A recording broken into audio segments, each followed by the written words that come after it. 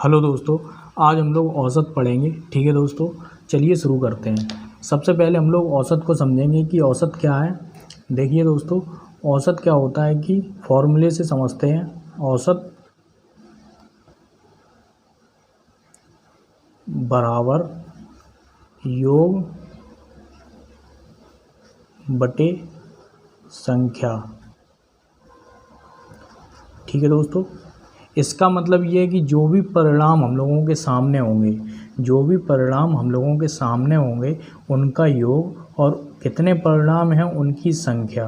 ठीक है दोस्तों, इससे हम लोग कह सकते हैं कि परिणामों का योग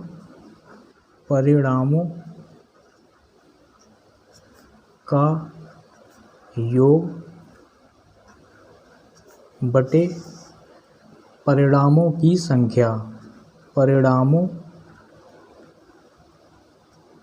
की संख्या। ठीक है दोस्तों, जैसे देख लेते हैं कि 2, 3, 5, 6।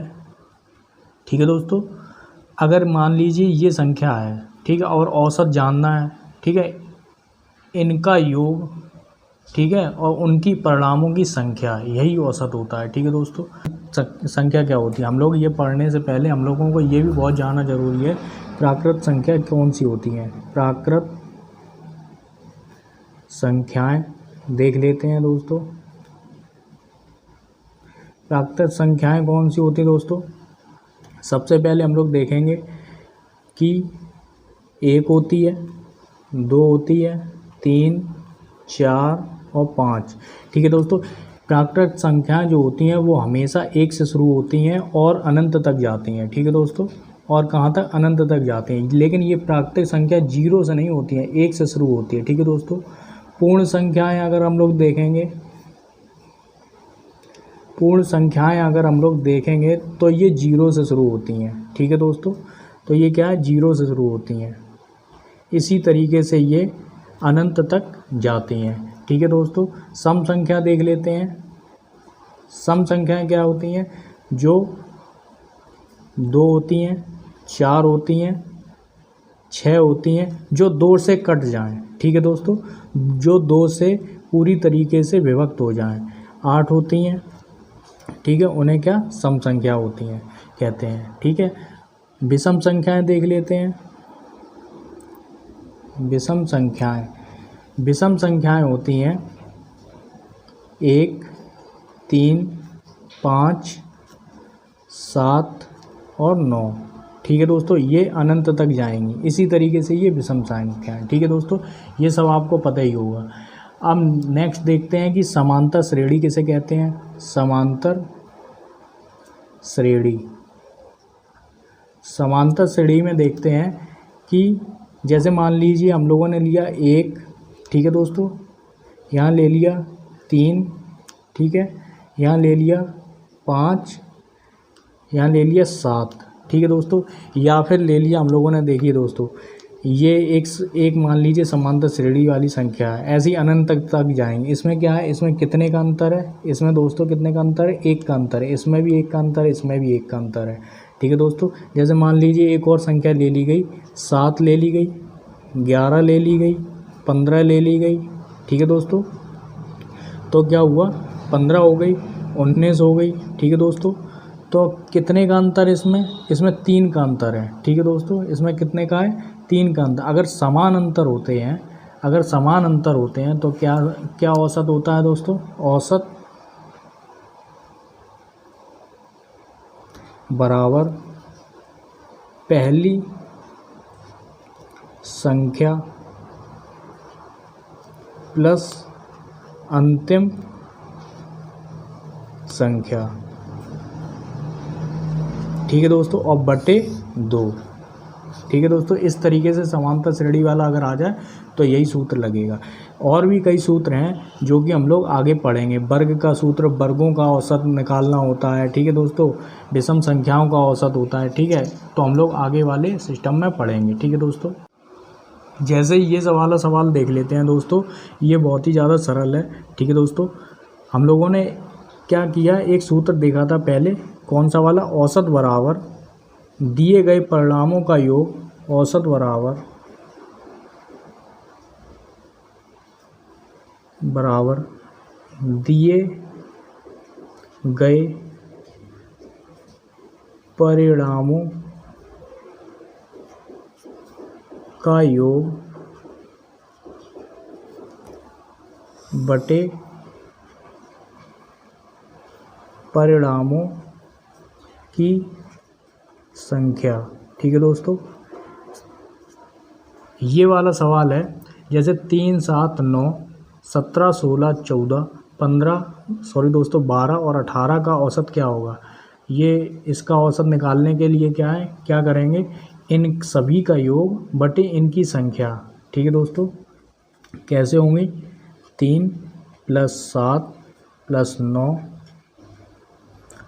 + 17 + 16 + 14 + 12 + 18 बटे परिणामों की संख्या। परिणामों की संख्या कितनी, 1, 2, 3, 4, 5, 6, 7, 8, तो नीचे 8 आ गया। ठीक है दोस्तों,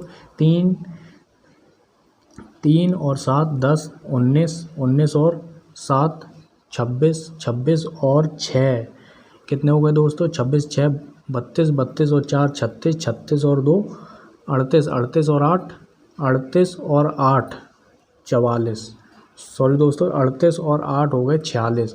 ठीक है दोस्तों, 46 की 6 हो गए। ठीक है दोस्तों, 46 की 6, हाथ से लगा 4, 1, 2, 3, 4, 5, 5 और 4, 5 और 4 9।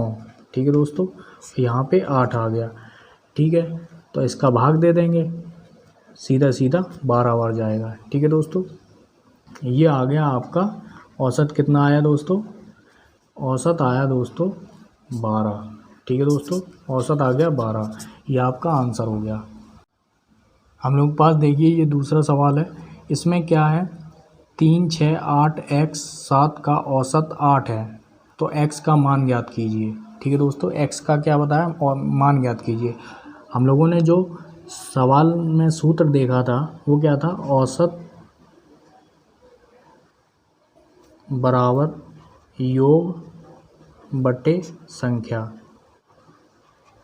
ये परिणामों का योग और ये आपके परिणाम हो गए। ठीक है दोस्तों, कि संख्या और कितनी संख्याएं हैं वो है।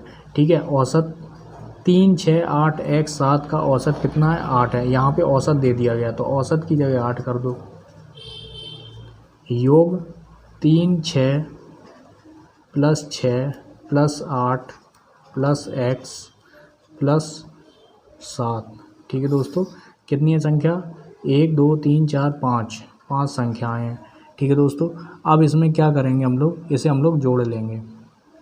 जोड़ने में क्या होगा कि ये जोड़ेंगे, 3, 6, 9 और 1 17, 17 और 7 17 और 7 24, 17 और 7 24, तो क्या हो गया, 24 + x बराबर 40। यहाँ पे हम लोगों ने क्रॉस गुणा कर दिया।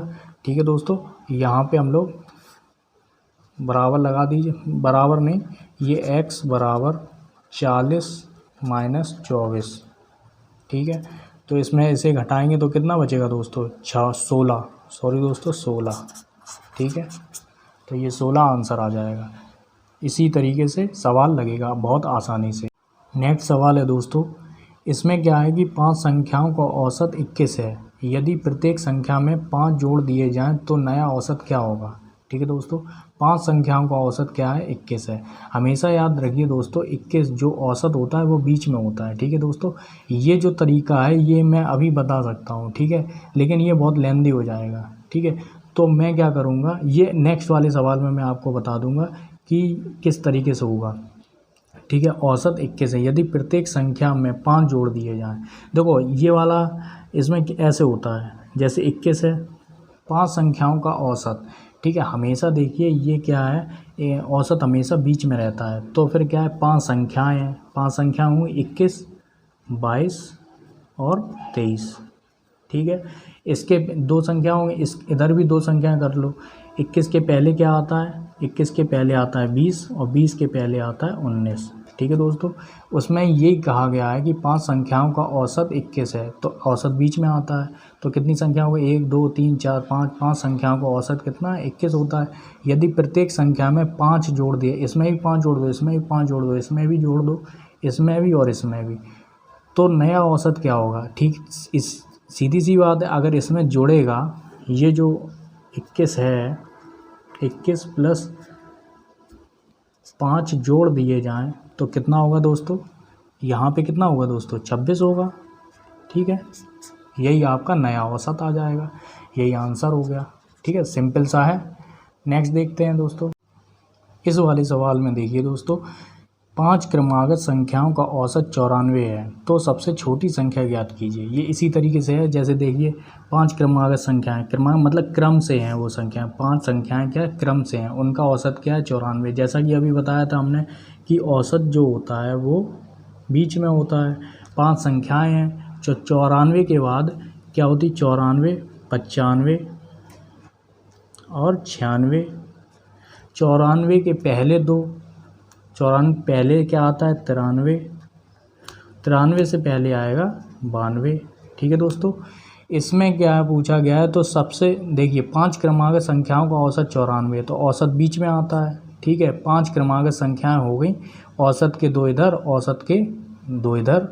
ठीक है, तो टोटल 1 2 3 4 5, तो सबसे छोटी संख्या कौन सी हो गई, ये हो गई, सबसे बड़ी संख्या ये हो गई। ठीक है दोस्तों, क्या पूछा गया, सबसे छोटी संख्या ये, अगर ये पूछा जाता कि सबसे बड़ी संख्या क्या है तो ये। ठीक है दोस्तों, तो यही आपका आंसर हो गया। ठीक है।